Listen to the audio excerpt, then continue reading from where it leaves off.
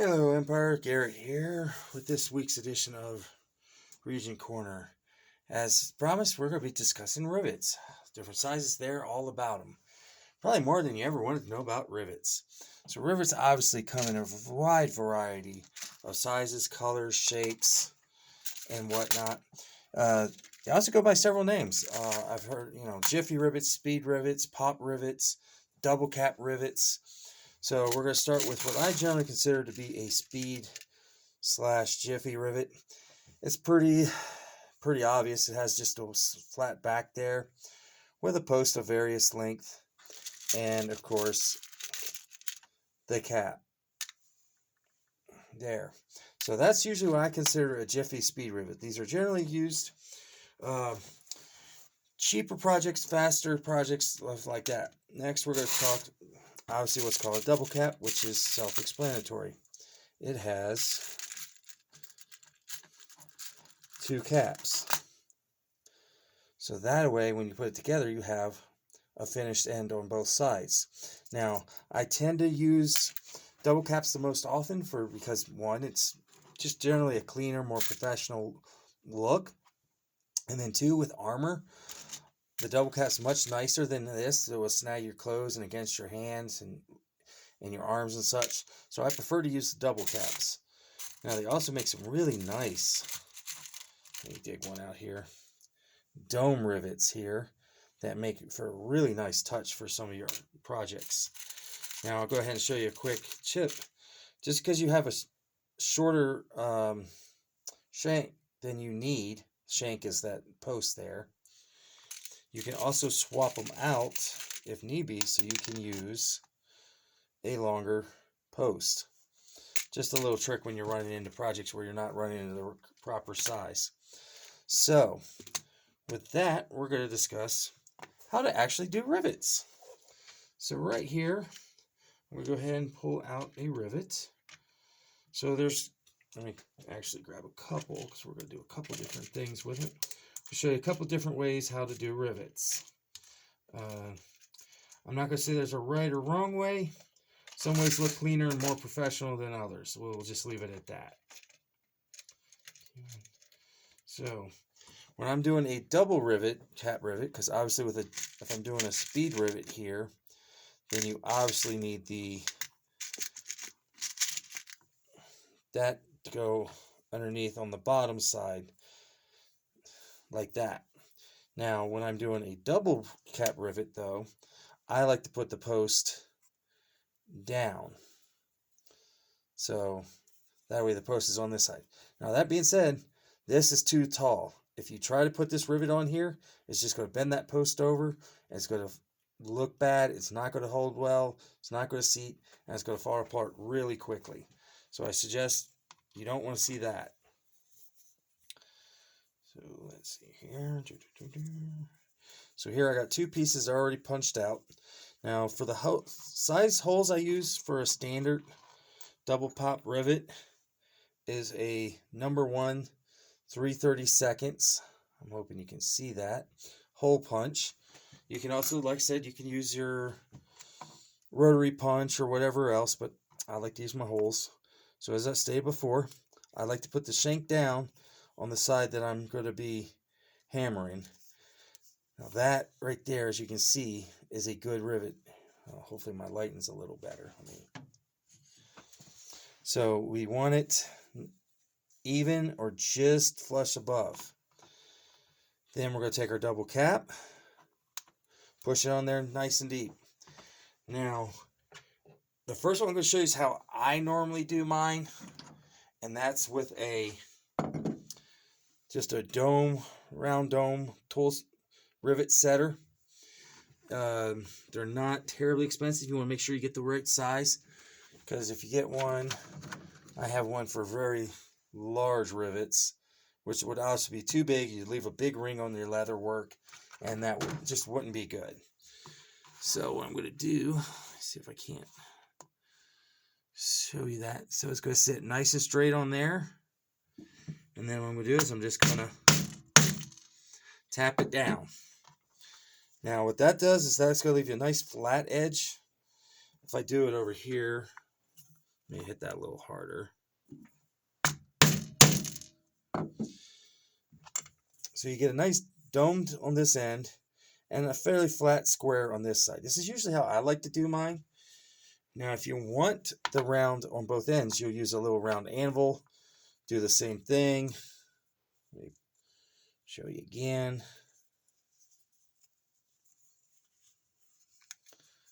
Come on.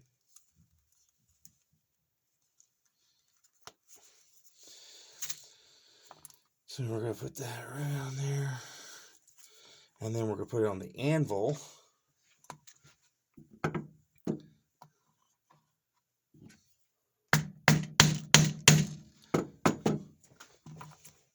And that gives you a round rivet on both sides. Really, it's just a matter of looks and whatnot, how you want it. If you're doing something where the rivet's going to be exposed, then I would probably go there. If I'm doing an inside, outside, I only round the outside. Now, the third way you can do a rivet is without any tool. In this case, you're just going to flatten both sides of the rivet. Come on.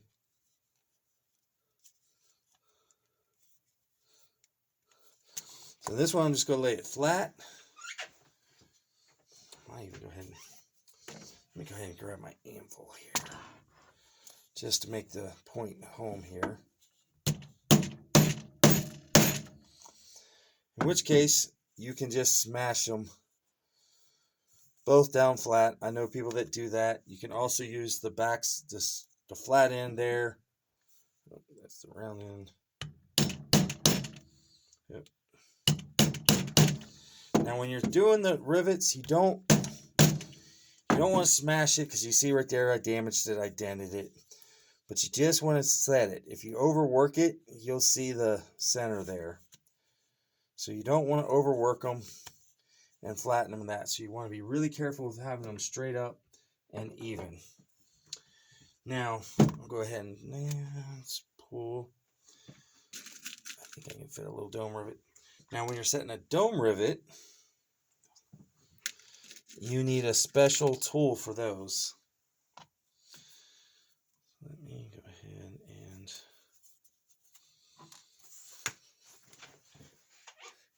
tell which ones I said well.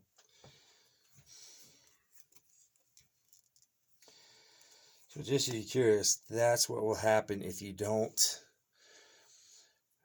set it right. It's just going to fold over like that, and it's going to rip apart really easy, and you'll lose that rivet really quick.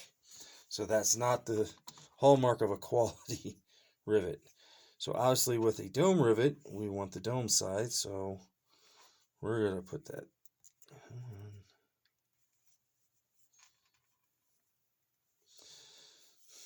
Sometimes the holes shrink a little bit, in which case then I usually will put it in reverse, open that hole up. Alright, so with this one, you're going to treat it just like any other rivet up to this point. You're going to put it through the hole, you're going to put it on your post like that. Now this one, you need the appropriate size dome tool, as you see there. And I have the small one, and I have a large one for my bigger ones we're going to discuss.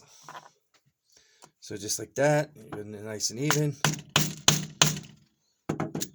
And that's how you set a nice, pretty dome rivet. As you see here, I prefer the nice flat edge there. So that's how we set your rivets. Now, another trick you can do is, let's say you have a rivet that is too long.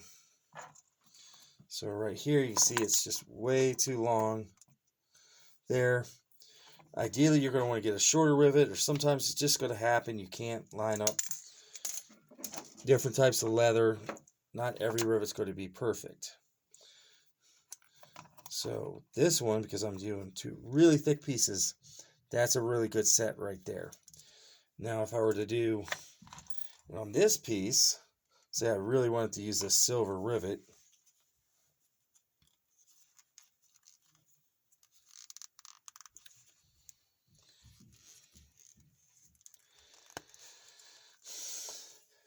that would be too long.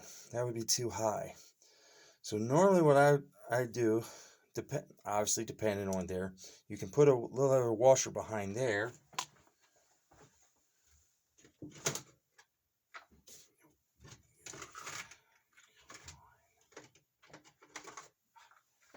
So I just happen to make little leather washers out of scrap. Now this is a great little thing you can do for other projects too. And you literally just use scrap leather for that. And then I could say I want to do that. I would just push that out, put that washer in there. And if that was on the inside, I would do that on the inside of a project. And that would help thicken it up to where I could actually get in there. So that's really the basics of plain rivets or speed rivets. Now, the next set of rivets, of course, are usually referred to as like copper, brass, aluminum, type of metal they're made from. Now, unlike that way, there's several ways to do standard rivets. And then, frankly, I will die on this hill. There is one way to do brass and copper rivets properly. First of all, I highly recommend getting yourself a small anvil or a hard piece of metal. I would not do this on your slab or whatnot because you're going to have to hit it a lot and it's going to take a lot of pressure, and I would not want to break your metal slab. Now, once again, copper rivets are similar to Jiffy rivets. They have a flat side and a burr side. So, and then the length of the shack, all in different size. They come in different thickness, different lengths, different materials. This just happens to be I think a number 4 copper rivet. So how we're going to do this is, we're going to assume that's the back side. Yeah, it's a little tight for that hole. Normally, if I'm using brass rivets, I will use a 1/8 number 2 hole punch. Now, so I got my leather there. Next, I'm going to get my little washer. And I was sitting right there. So the nice thing about this is you don't have to worry about the length of the shank. We're going to cut that down here in a second. Now, you do need a specific size rivet tool. As you see here, it has a dome and a hole. So we're going to put the hole right there. And we're still going to be using our soft mallet at this point. Boom. So you're going to drop that until it's solid. So now we have a nice solid rivet there. Next thing you're going to do is now we're going to cut that rivet off. All that extra off. Now I like to use a pair of nipper cutters. Good high quality pair goes a long way. So when I'm cutting it, you don't want to cut it completely flush. You want to lift it just a little bit up so that you have a nice little burr there. Okay, so next part, this is where I will tell you that some people will use the round dome part, set it on there, and just tap it down until it's done. The only time I would do that is if I'm using a very small, narrow piece of brass rivet, for such as on a decorative piece. But any type of armor or anything else, I would never do that. It just simply doesn't give you enough there. Now this is the one time you're going to use a steel ball peen hammer. We're going to use the round end here on a 16-ounce hammer. And what I do is I start in the middle, get that flattened out there, and then I work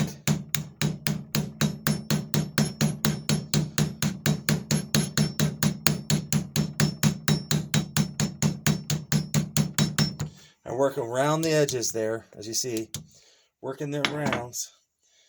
Now this one's not perfect. Obviously, there's still, some work there. But you see, you get the point. You get that nice flat edge. And if you see something high like that,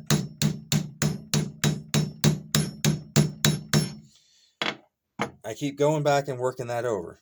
So now let's say I've got this all smoothed out. Now I go back and grab my setting tool, use the recessed dome part, set it on top of there, give it a couple good whacks, and then I'm going to run my finger over it, make sure there's no snags, no burrs, anything tight like that. You can even, if you really want at that point, you can even give it a couple taps on the top, flatten that out, and it's really easy. It just takes a little bit of practice and you'll be setting rivets like a pro. And that is all we have for today. So that is rivets and riveting and how I do rivets. This next video I think will be our first project video. I'll go ahead and be doing on how to make a basic dice bag. So now that we've done some basics, we'll do a project list, project video. I'll go back to doing like some other couple of educational videos, and then we'll start into projects. So thank you very much. In the meantime, stay crafty.